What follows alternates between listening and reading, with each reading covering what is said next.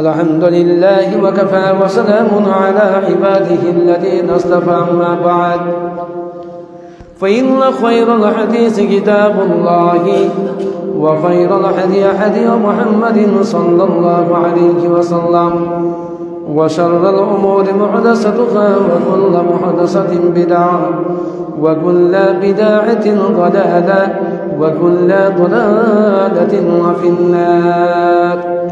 أعوذ بالله من الشيطان الرجيم. بسم الله الرحمن الرحيم. أينما تكونوا يدرككم الموت ولو كنتم في بروج مشيدة.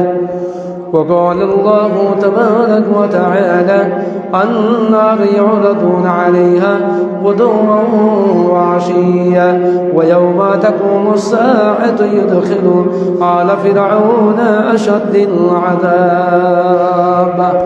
وقال النبي صلى الله عليه وسلم: إن القبر أول للمنازل فإن نج منه أحد فما بعده أيسر منه أحد وإن لم ينج منه أحد فما بعده أشد منه أحد. শ্রদ্ধেয় সম্মানিত দিনী মুসল্লিগণ, প্রশংসা মহান আল্লাহ পাক রব্বুল আলামিনের জন্য, যেই মহান আল্লাহ পাক রব্বুল আলামিনের কৃপায়, তার বিশেষ মেহেরবানিতে আজকে আমরা আল্লাহ পাক রব্বুল আলামিনের পবিত্র ঘরে জুমার মসজিদে আমরা উপস্থিত হতে পেরেছি। সেই মহান মাহবুদের দরবারে আমরা একটুকু হলেও শুকরিয়া আদায় করার উদ্দেশ্যে পড়ি আলহামদুলিল্লাহ। তারপরে রাসূল নবী মুহাম্মদ রাসূলুল্লাহ সাল্লাল্লাহু আলাইহি সাল্লামের প্রতি আল্লাহর সহস্র দরুদ ও সালাম সন্তের দ্বারা বর্ষিত হোক, আমিন। আল্লাহুম্মা সাল্লি আলাইহি আল্লাহুম্মা বারিক আলাইহি আল্লাহুম্মা আমিন। সম্মানিত দিনী মুসল্লিগণ, কোরআন কারীম থেকে যে আয়াত কয়টি তেলাওয়াত করলাম, ইনশাআল্লাহুল আজিজ এই আয়াত কয়টিকে কেন্দ্রবিন্দুর মধ্যে রেখে স্বল্প সময়কে সামনে নিয়ে আজকের সংক্ষিপ্ত আলোচনা রাখবো বলে আশাবাদী। আল্লাহ তাবারক ওয়া তাআলা যেন এমন কথাগুলি বলার তৌফিক দিন, যে কথাগুলি বলতে গেলে বা শুনতে গেলে যেন আমাদের কল্যাণ হয় ইহকাল ও পরকাল। আমিন আল্লাহুম্মা আমিন। সুবহানাকা লা ইলমা লানা ইল্লা মা আল্লামতানা আলাইহি তাওয়াক্কালতু ওয়া ইলাইহি উনীব।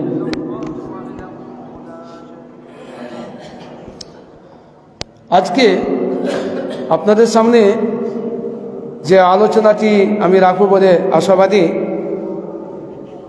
তা হচ্ছে ইতিপূর্বে যে আলোচনা রেখেছিলাম, তা হচ্ছে মরণ একদিন আসবেই।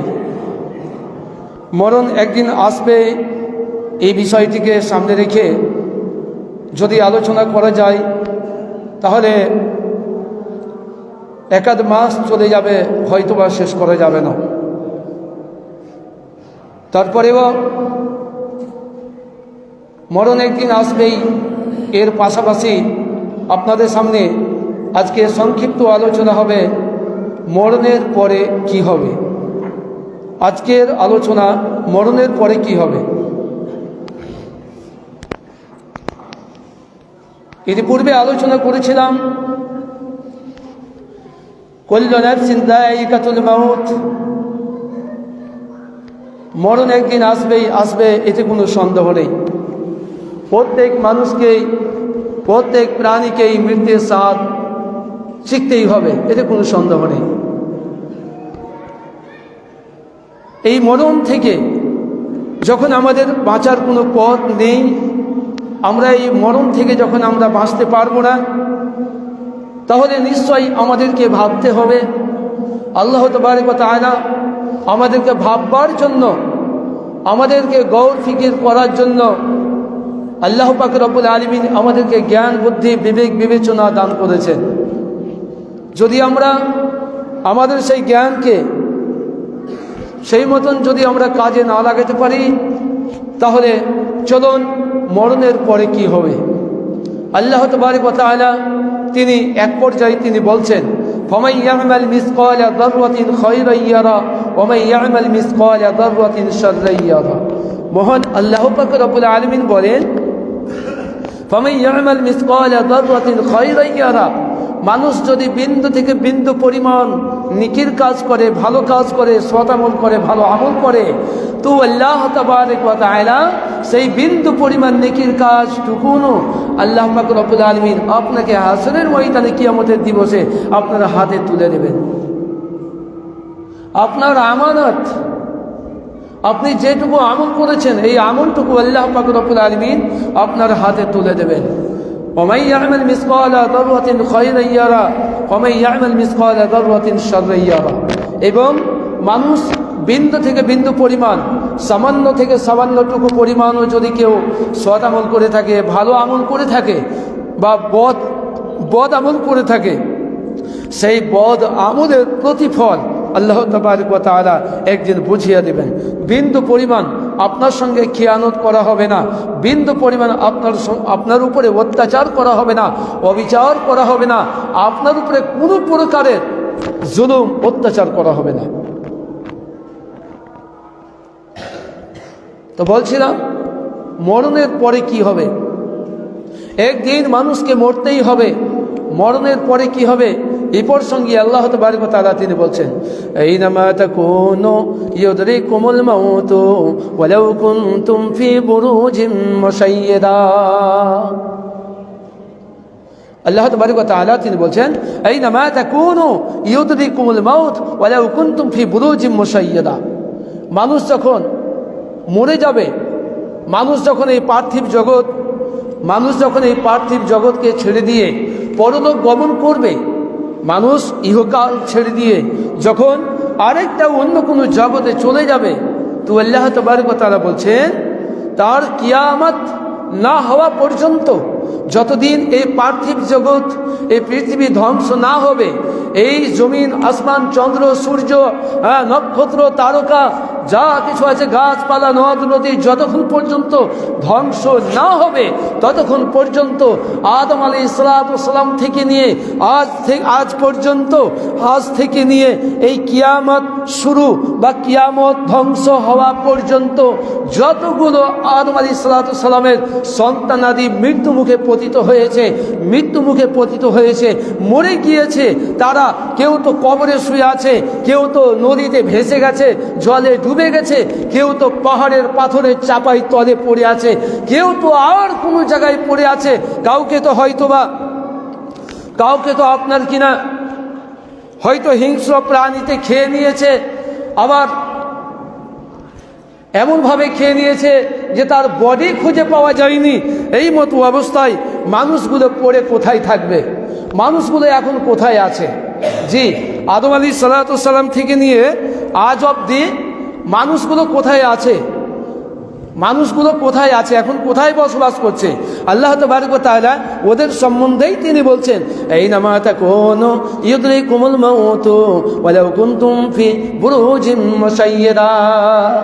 মানুষ যখন মরে গেল, মানুষ যখন দুনিয়া ছেড়ে দিল, পার্থিব জগৎকে ছেড়ে দিল, তখন তার জন্য বাসস্থান, তার জন্য আবাসস্থল এবং অবস্থল, তার জন্য থাকার জায়গা হচ্ছে ইয়াউমে বারযাখ, সেটা হচ্ছে কবর।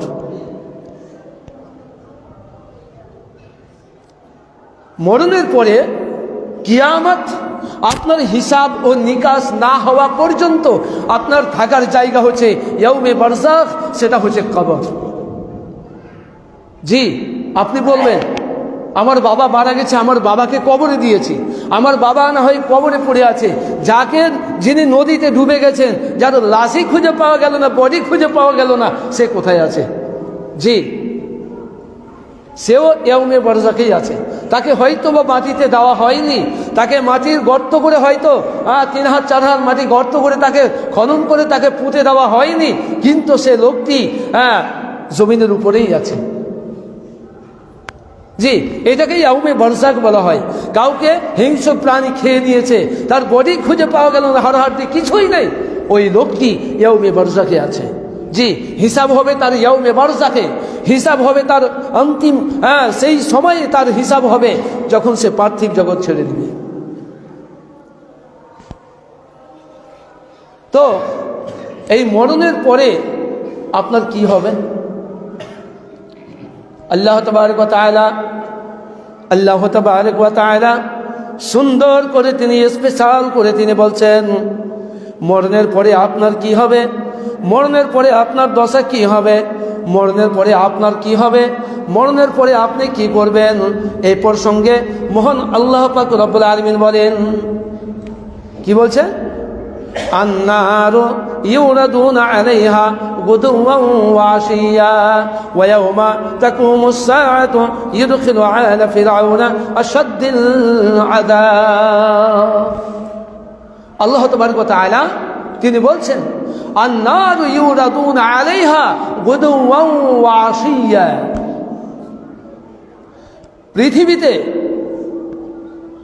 পৃথিবীতে যারা মাস্তানি দেখিয়েছে, পৃথিবীতে যারা শক্তি দেখিয়েছেন, পৃথিবীতে যারা রক্তের পাওয়ার দেখিয়েছে, এই পার্থিব জগতে জমিনের উপরে নিজেকে যারা অহংকার দেখিয়েছে, নিজেকে যারা অপরকে মানুষ না করে তারা আপনার কিনা পিপিলিকাকে অন্যান্য প্রাণীকে কুচলে দিয়ে চলার মতন করে তারা পার্থিব জীবনে যারা অহংকার বশত জীবন যাপন করেছে, যারা আল্লাহ তাবারক ওয়া তাআলাকে পরোয়া করে নাই, আখিরাতকে পরোয়া করে নাই, হাসরকে পরোয়া করে নাই, মিজানকে পরোয়া করে নাই, জাহান্নামকে পরোয়া করে নাই, কবরকে পরোয়া করে নাই, পুলসিরাতকে পরোয়া করে নাই, তাদেরকে আল্লাহ তাবারক ওয়া তাআলা তিনি বলছেন আন্নারু ইউরাদুনা আলাইহা গুদুওয়ান ওয়া আশিয়া ওয়া ইয়াওমা তাকুমুস সাআতু ইউদখিলু আলা ফিরআউনা আশাদ্দিল আযাব। তাদেরকে আন্নারু ইউরাদুনা আলাইহা গুদুওয়ান ওয়া আশিয়া। এই কথাগুলি কেন আলোচনা হচ্ছে বলেন তো? কার জন্য কথাগুলি, কার জন্য আলোচনা হচ্ছে? যে আপনার জন্য, আমার জন্যই আলোচনা হচ্ছে, যেন আপনি পরকালমুখী হতে পারেন, যেন আপনি শয়তানের পথকে ছেড়ে দিয়ে আল্লাহর পথকে যেন আপনি আঁকড়ে ধরতে পারেন। এটাই না মাকসাদ, এটাই না উদ্দেশ্য, এটাই না ইচ্ছা। সুতরাং আল্লাহ তাবারক ওয়া তাআলা আপনার সম্বন্ধে বলছেন যে আপনি অহংকার করে আপনি জমিনের উপরে চলাফেরা করছেন। জি, এটা অহংকার নয় তো কি? যারা কবরকে বলে ভয় করে না, হাসরকে বলে ভয় করে না, মিজানকে বলে ভয় করে না, তারা মূলত যারা সলাতের পরোয়া করে না, তারা মূলত অহংকার করে চলে না তো আর কি চলে? পার্থিব জগতে তারা মূলত অহংকার করে চলছে। এদের জন্যই আল্লাহ তাবারক ওয়া তাআলা তিনি বলছেন আন্নারু ইউরাদুনা আলাইহা গুদুওয়ান ওয়া আশিয়া। তাদেরকে কবরে যখন কবরস্থ করে দেওয়া হলো, তাদেরকে কবরে যখন কবরস্থ করে দেওয়া হলো, এর পূর্বের একটি হাদিস আল্লাহ রাসূল সাল্লাল্লাহু আলাইহি ওয়াসাল্লাম বলেছেন আল্লাহ তাবারক ওয়া তাআলা রাসূল সাল্লাল্লাহু আলাইহি সাল্লাম বলেছেন যখন কোনো মানুষ মারা যায়, মারা যাওয়ার পরে তাকে যখন দাফন করে দাও, মাটি দেওয়া হয়ে যায়, দাফন করে দিয়ে তার আত্মীয় স্বজন যখন চলে আসে, আল্লাহ রাসূল সাল্লাল্লাহু আলাইহি সাল্লাম বলছেন ওয়া মালুহু, আল্লাহ রাসূল সাল্লাল্লাহু আলাইহি সাল্লাম বলছেন যখন লোকটা মারা যায় তখন তার সঙ্গে 3টি সম্পদ চলে যায়, 3টি মাল সঙ্গে চলে যায়। আর যখনই তাকে মাটি দেওয়া হয়ে গেল, দাফন করা হয়ে গেল, তার দাফন করে মাটি দিয়ে যখন সবাই বাড়ি চলে এলো, আল্লাহ রাসূল সাল্লাল্লাহু আলাইহি ওয়াসাল্লাম বলছেন তার সঙ্গে যে 3টি মাল ছিল, এই 3টি মালের মধ্যে 2টি মাল বাড়ি চলে আসলো। 2টি মাল তার পরিবারের কাছে চলে আসলো, তার আত্মীয় স্বজনের কাছে চলে আসলো।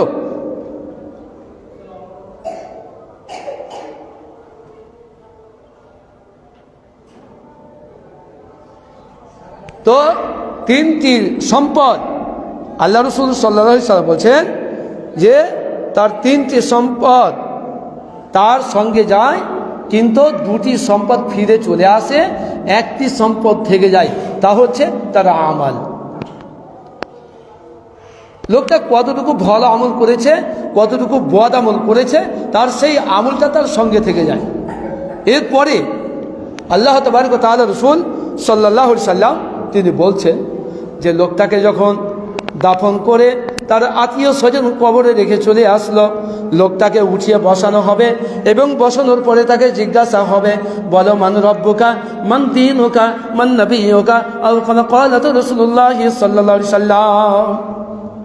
যখন দাফন করে বাড়ি চলে আসলো, আল্লাহ রসুল সাল্লাল্লাহু আলাইহি সাল্লাম তিনি বলছেন দুইজন ফেরেশতা সেই কবরে প্রবেশ করবে, আর কবরে প্রবেশ করার পরে ওই মেয়েতকে, মৃত্যু ব্যক্তিকে তাকে উঠিয়ে বসাতে হবে। উঠিয়ে বসানোর পরে তাকে জিজ্ঞাসা করা হবে, বলো মান রব্বুকা, বলো তোমার আল্লাহকে। যে পৃথিবীতে পরীক্ষা হয়, স্কুল কলেজ ইউনিভার্সিটি এগুলোতে পরীক্ষা হয়, কিন্তু তার পরীক্ষার কোশ্চেন আপনাকে দিয়ে দেওয়া হয়।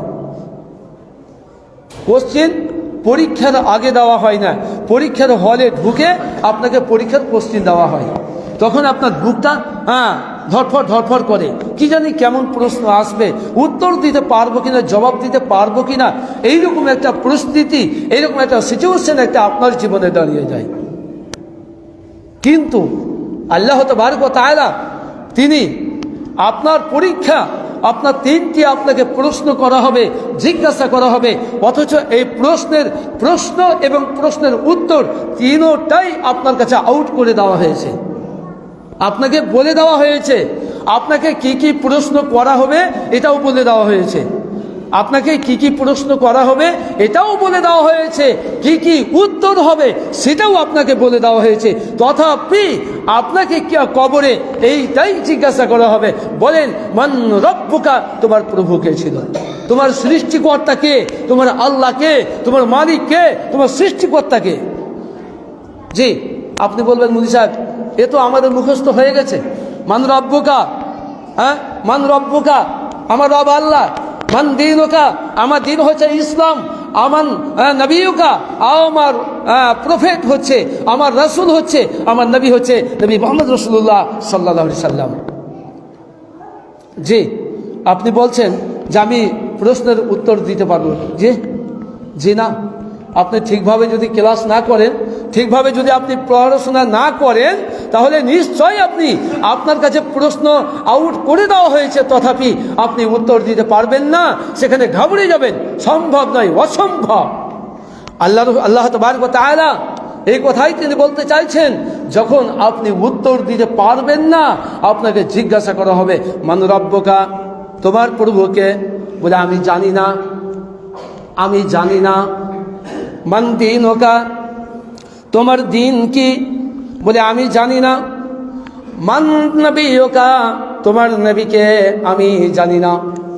তোমার নবীকে তুমি চিনো নাই, বলো। সেই লোকটি উত্তর দিয়ে দিবে আমি জানি না। লোকটা বলবে আমি জানি না। আল্লাহ তাবারক ওয়া তাআলা গায়বী আওয়াজ দিয়ে দিবেন, গায়বী আওয়াজ দিয়ে বলবেন, বলে আমার ফেরেশতার দল, ওই লোকটাকে আর বিরক্ত করিও না, জিজ্ঞাসা করিও না, কারণ ও তোমার প্রশ্নের উত্তর দিতে পারবে না। তার জন্য জাহান্নামের দরওয়াজা খুলে দাও, তার জন্য জাহান্নামের দরজা খুলে দাও, তার জন্য জাহান্নামের দরওয়াজা খুলে দাও, তার জন্য শাস্তির দরওয়াজা খুলে দাও। এহেন পরিস্থিতিতে আল্লাহ পাক রব্বুল আলামিন বলছেন, আন-নারু ইউরাদুনা আলাইহা গুদুওয়া ওয়া আশিয়া ওয়া ইয়াওমা তাকুমুস সাআতু ইউদখিলু আলা ফিরআউনা আশাদ্দাল আযাব। আল্লাহ পাক রব্বুল আলামিন বলছেন, ওই লোকটি যখন ওই ফেরেশতার প্রশ্নের উত্তর দিতে না পারবে, প্রশ্নের সওয়ালের জবাব যখন দিতে না পারবে, আল্লাহ তাবারক ওয়া তাআলা বলছেন, ওই ফেরেশতারা সকালে একবার, বিকালে একবার, সকালে একবার, বৈকালে একবার, সকালে একবার, সন্ধ্যায় একবার, আল্লাহ পাক রব্বুল আলামিন বলছেন তাকে জাহান্নাম তাকে পরিদর্শন করানো হবে। তার কবরে আযাব শুরু হয়ে যাবে, তার কবরে আযাব শুরু হয়ে যাবে। ডান দিকের মাটি বাম দিকে চলে যাবে, বাম দিকের মাটি ডান দিকে চলে যাবে। এহেন পরিস্থিতিতে তার হাড় দিকে চূর্ণ বিচূর্ণ করে দিবে। এইরকম পরিস্থিতি তার কতদিন চলবে? সে আজকে মারা গেল, কিয়ামত যতদিন না হবে ততদিন পর্যন্ত এই শাস্তি, এই আযাব আপনার জন্য অব্যাহত থাকবে। এই শাস্তি আপনার জন্য অব্যাহত থাকবে, জারি থাকবে, শাস্তি বন্ধ হবে না। তো আল্লাহ তাবারক ওয়া তাআলা বলছেন, النار يوردون عليها غدوا وعشيا ويوم تقوم الساعة يدخل على فرعون أشد العذاب আল্লাহ পাক রব্বুল আলামিন বললেন তাকে সকালে এবং সন্ধ্যায় তাকে দেখানো হবে জাহান্নামের আযাব। তাকে বলা হবে, ওরে হতভাগা, ওরে নাছোড়বান্দা, ওরে হতভাগা, ওরে কপাল পোড়া, তুমি দেখে নাও তোমার সামনে কত বড় আযাব অপেক্ষা করছে, তোমার জন্য কত বড় শাস্তি অপেক্ষা করছে, তুমি জাহান্নাম দেখে নাও। সে জাহান্নাম নিজ চোখে সে দেখতে পাবে, এখনো জাহান্নামে যায়নি, তথাপি সে লোকটা নিজের চোখে জাহান্নাম দেখতে পাবে। এবং শুধু তাই নয়, সকালে একবার তাকে জাহান্নাম দেখানো হবে, বৈকালে একবার জাহান্নাম দেখানো হবে, এবং সকালে একবার তাকে জান্নাত দেখানো হবে, বৈকালে একবার তাকে জান্নাত দেখানো হবে। তাকে বলা হবে, ওরে হতভাগা, তোমার কি সুন্দর জান্নাত ছিল, কি মনোরম সুন্দর জান্নাত ছিল, ফুল বাগান ছিল, ফুল বাগিচা ছিল, তুমি এত সুন্দর একটা নিয়ামত থেকে তুমি বঞ্চিত হয়ে গেলে। আল্লাহ তাবারক ওয়া তাআলা বলছেন যে তুমি এত সুন্দর বড় নিয়ামত থেকে তুমি বঞ্চিত হয়ে গেলে, তোমার মতন কপাল পুরা, তোমার মতন হতভাগা আর কেউ নেই। তো সম্মানিত দিনী ভাই সকল, বলতে চাচ্ছিলাম মরণের পরে কি হবে, মরণের পরে কি হবে। আল্লাহ তাবারক ওয়া তাআলা, আল্লাহ রাসূল সাল্লাল্লাহু আলাইহি সাল্লাম বলেন, عن عثمان رضي الله تعالى عنه قال قال رسول الله صلى الله عليه وسلم إن القبر أول منازل الآخر فإن نج منه أحد فما بعده أيسر منه وإن لم ينج منه أحد فما بعده أشد منه أحد। হযরত উসমান রাদিয়াল্লাহু তাআলা আনহু বর্ণনা করছেন, আপনার কি অবস্থা হবে, আপনার কি দুরবস্থা হবে, মরে দেখেন, মরেন একবার। জি, আজ দুটো ভালো খেতে পেয়েছেন, তাই আনন্দ ফুর্তিতে আপনি আত্মহারা হয়ে গেছেন, মৌজ মাস্তিতে আপনি নিজেকে বিলীন করে ফেলেছেন। আপনি ধর্মকে পরোয়া করেন না, কবরে আযাবকে আপনি পরোয়া করেন না, কবরের সামনে দিয়ে যান, অথচ আপনার কিছুই মনে হয় না। জি, আজকে ভোগ বিলাসে আনন্দ ফুর্তিতে আপনি নিজেকে মাতওয়ারা করে দিয়েছেন, নিজেকে মাতিয়ে দিয়েছেন, নিজেকে শেষ করে দিয়েছেন। আজ বর্তমান আমাদের নওজোয়ান, আমাদের যুবকরা বরবাদের রাস্তায় চলে গেছে। জি, বরবাদের রাস্তায় যদি না হয়, আজকে এইখানে যদি একটা ইসলামী মাহফিল হয়, সেইখানে আপনার কিনা লোক খুঁজে পাওয়া যাবে না, দুটা ওয়াজ নসিহত শোনাবার জন্য, কোরআন হাদিসের কথা শোনাবার জন্য সেখানে লোক খুঁজে পাওয়া যাবে না। আজকে দেখেন, যেই কাজে, যেই আপনার খেলাতে মানুষের শুধুমাত্র একমাত্র ক্ষতি ছাড়ার অন্য কিছু নেই, এমন কাজে আপনার আমার সহযোগিতা একান্তভাবে হচ্ছে। গত কয়েকদিন থেকে আপনাকে বলছি, আপনার মতন ইমানদার, আপনার মতন মুসল্লি, আপনার মতন নামাজি, আপনার মতন মুসলমান খেলায় অংশগ্রহণ করেছেন। যে খেলাতে হার জিত হয়, যে খেলাতে জুয়া হয়, সেই খেলাই হচ্ছে হারাম। খেলা তো দূরের কথা, হারাম দেখাও সেটা হচ্ছে হারাম। এই খেলারকে সামনে রেখে আপনার ছেলে জুয়ায় মগ্ন হয়েছে, জুয়ায় নিজেকে আত্মহারা করে দিয়েছে। আপনার ছেলে এখান থেকে বেট ধরে, এখান থেকে জুয়া খেলে, মোবাইলে জুয়া খেলে। জি, এটা ধ্বংসের পাহি নয়? এটা কি ধ্বংসের কারণ নয়? আপনি কেন খেলায় অংশগ্রহণ করতে গেলেন? আপনার লাভ কি আছে? আপনি সময় অপচয় করলেন, আপনি কাজ অপচয় করলেন, আপনি পয়সা অপচয় করলেন। আল্লাহ তাবারক ওয়া তাআলা বলছেন, ইন্নাল মুবাদদিরিনা কানু ইখওয়ানাশ শায়াতিন ওয়া কানা শাইতানু লিরাব্বিহি কাফুরা। যারা অপচয় করে, যারা অপব্যয় করে, এরা হচ্ছে শয়তানের বন্ধু, এরা হচ্ছে শয়তানের ভাই। সুতরাং যারা শয়তানের ভাই হবে, শয়তান যাবে জাহান্নামে, এদের সঙ্গী সাথীরা এরাও যাবে জাহান্নামে। বলতে যাচ্ছিলাম, একটুকু কবরকে বড় ভয় করেন। সময় শেষের দিকে চলে এসেছি, আর লম্বা করতে যাচ্ছি না। তবে যে হাদিসটা পড়লাম, হাদিসের উদ্ধৃতিটুকু আপনাকে একটুকু শোনাই। আল্লাহ রাসূল সাল্লাল্লাহু আলাইহি সাল্লাম বলছেন, হযরত উসমান রাদিয়াল্লাহু তাআলা আনহু বলছেন, ইন্নাল কবরা আউয়ালুল মানাজির ফাইন্না জামিনহু আহাদুন ফামা বা'দাহু আইসার মিন ওয়া ইন লাম ইয়ানজু মিনহু আহাদুন ফামা বা'দাহু আশাদ্দু মিন।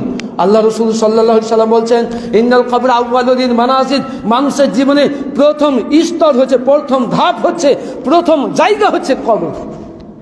ইন্নাল কবরা আউয়ালুল মানাজির ফাইন্না জামিনহু আহাদুন যদি কোনো ব্যক্তি এই কবরে আযাব থেকে, কবরের শাস্তি থেকে নিজেকে রক্ষা করতে পারে, বাঁচাতে পারে, তাহলে এই লোকটা সমস্ত জায়গা থেকে বেঁচে যাবে, সমস্ত জায়গা থেকে বেঁচে যাবে, পুলসিরাত থেকে বেঁচে যাবে, জাহান্নাম থেকে বেঁচে যাবে, হাসরের ময়দান দুর্দিন থেকে বেঁচে যাবে। লোকটা হিসাব ও নিকাশ তার সহজভাবে হয়ে যাবে। ইন্নাল কবর আউয়ালুল মানাজিল আখির ফা ইন্না মিনহু আহাদুন ফামা বা'দাহু আইসারু মিনহু ওয়া ইন লাম ইয়ানজু মিনহু আহাদুন ফামা বা'দাহু আশাদ্দু মিন। আল্লাহ রাসূল সাল্লাল্লাহু আলাইহি ওয়াসাল্লাম বলছেন, যদি কেউ কবর থেকে বেঁচে যায়, যদি কেউ কবর থেকে বেঁচে যায়, তাহলে সমস্ত জায়গা থেকে বেঁচে যাবে। কবর থেকে যদি আপনি বাঁচতে না পারেন, কোনো জায়গা থেকে বাঁচার কোনো পথ আর নেই। ছোট্ট একটা শব্দ, আল্লাহ রাসূল সাল্লাল্লাহু আলাইহি সাল্লাম, আল্লাহ রাসূল সাল্লাল্লাহু আলাইহি সাল্লাম তিনি বলেন, হযরত মুআজ বিন জাবাল রাদিয়াল্লাহু তাআলা আনহু বর্ণনা করেন, নবী মুহাম্মদ রাসূলুল্লাহ সাল্লাল্লাহু আলাইহি সাল্লাম বলেন, কবরে আযাব এত কঠিন, কবরে আযাব এত কঠিন, কবরে আযাব এত কঠিন, যা আল্লাহ রাসূল সাল্লাল্লাহু আলাইহি সাল্লাম বলেছেন। হযরত উসমান রাদিয়াল্লাহু তাআলা আনহু বলেন, কবর এত কঠিন যে কবরে এত বড় কঠিন জায়গা, যেখানে হযরত উসমান রাদিয়াল্লাহু তাআলা আনহুর জানা যায় এক নয় দুই নয়, এক নয় দুই নয়, একাধিক ফেরেশতা অংশগ্রহণ করেছিলেন হযরত উসমান রাদিয়াল্লাহু তাআলা আনহুর জানা যায়। তথাপি হযরত উসমান রাদিয়াল্লাহু তাআলা আনহুর কবরে আযাবে ছুটকারা দেয়নি। হযরত উসমান রাদিয়াল্লাহু তাআলা আনহুর সম্বন্ধে আল্লাহ রাসূল সাল্লাল্লাহু আলাইহি সাল্লাম বলেন, যখন আল্লাহ রাসূল পথ ধরে যাচ্ছিলেন, সেই পথে দেখতে পেলেন দুটি কবরে আযাব হচ্ছিল। দুটি কবরে আযাব হচ্ছিল।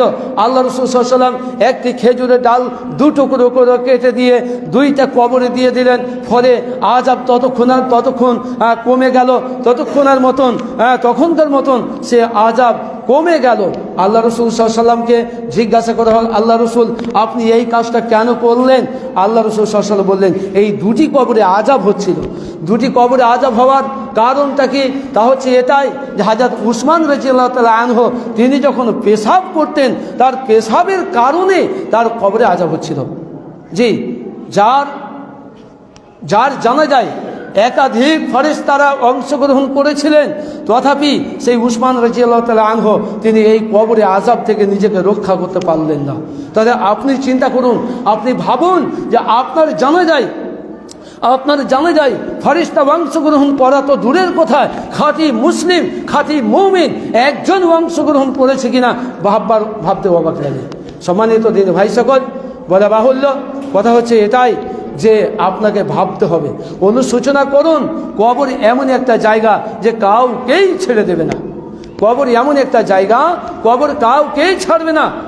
জি, আপনি যদি সৎ ব্যবহার করে যান, আপনি যদি ভালো ব্যবহার করে যান, তাহলে আপনি কবর থেকে নিষ্কৃতি পাবেন, কবরে আযাব থেকে আপনি নিজেকে বাঁচাতে পারবেন। আর যদি আপনি ভালো কাজ না করে যান, তাহলে আপনি কবরে আযাব থেকে বাঁচতে পারবেন না। যাই হোক, অনেক কথা আছে, ইনশাল্লাহ পরবর্তীতে আলোচনা করা যাবে। তবে এখান থেকে আমি আমার সংক্ষিপ্ত আলোচনা ইতি করতে চাচ্ছি। আল্লাহ তাবারক ওয়া তাআলার কাছে দোয়া, তিনি যেন বড় মেহেরবানির সাথে আল্লাহ তাবারক ওয়া তাআলা যেন আমাদেরকে সবাইকে যেন সৎ আমল করার তৌফিক দান করে দেন, আমিন। আল্লাহ তাবারক ওয়া তাআলার কাছে দোয়া, মহান আল্লাহ পাক রব্বুল আলামিন আমাদের সবাইকে যেন বেশি বেশি করে কবরের ভয় যেন আমাদের অন্তরে কেড়ে বসিয়ে দেন। আমরা যেন কবরকে দেখে ভয় করতে পারি, আল্লাহ তাবারক ওয়া তাআলা যেন তৌফিক দেন, আমিন। এই জন্য আমাদের উচিত, আমাদের করণীয়, আমাদের কর্তব্য যে যখনই আমরা অন্তত কবরের সামনে দিয়ে যাব, অন্তত আমরা এই দোয়াটা পড়ব, আসসালামু আলাইকুম ইয়া আহলাদ দিয়ার মিনাল মুমিনিনা ওয়াল মুসলিমিনা ওয়া ইন্না ইনশাআল্লাহু বিকুম লাহিকুন নাসআলুল্লাহু লানা ওয়া লাকুমুল আফিয়া। অন্তত এই দোয়াটি পড়ে আমি কবরের সামনে দিক দিয়ে যাওয়ার চেষ্টা করব। অন্তত কবরের সামনে গান বাজনা, নাচ গান, আমোদ ফুর্তি এই সবগুলো যেন না হয়। এমন রিপোর্ট আছে, অনেক জায়গা আছে, অনেক কবরস্থান আছে যেখানে কবরের উপরে বসে বসে মানুষ নেশা করে গো, মদ খায় গো।